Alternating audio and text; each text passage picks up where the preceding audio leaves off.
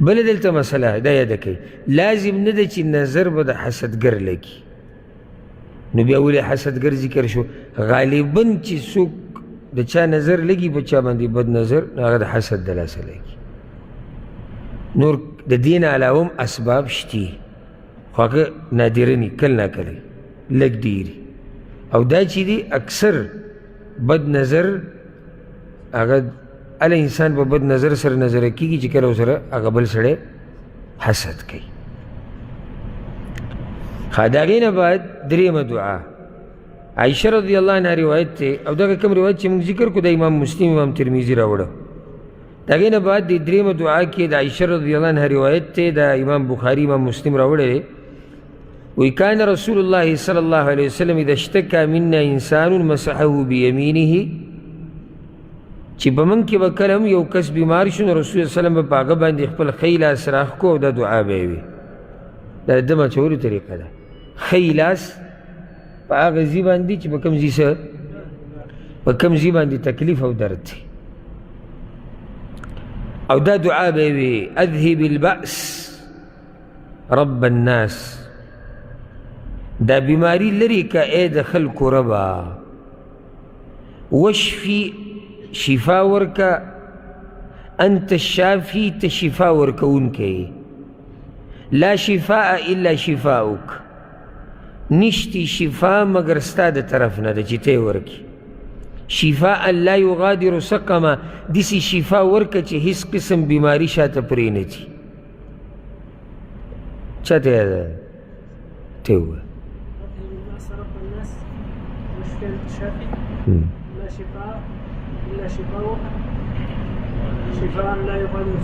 سقا ډاډه دی ویلی بیا به ډېره مزه کړی تا به قسم بریکونه ووایه ښه ته یې ووایه وشفي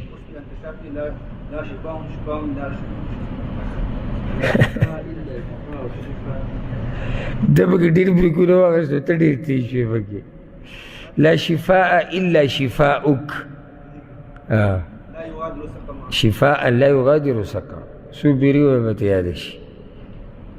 اذهب البأس رب الناس واشفي انت الشافي لا شفاء الا شفاؤك شفاء لا يغادر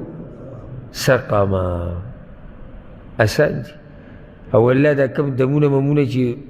دی پوخانو ته یاد دی هغه ګډوډ دا کې نه دا ډېر اسان دي چاته یاد دی دم نیم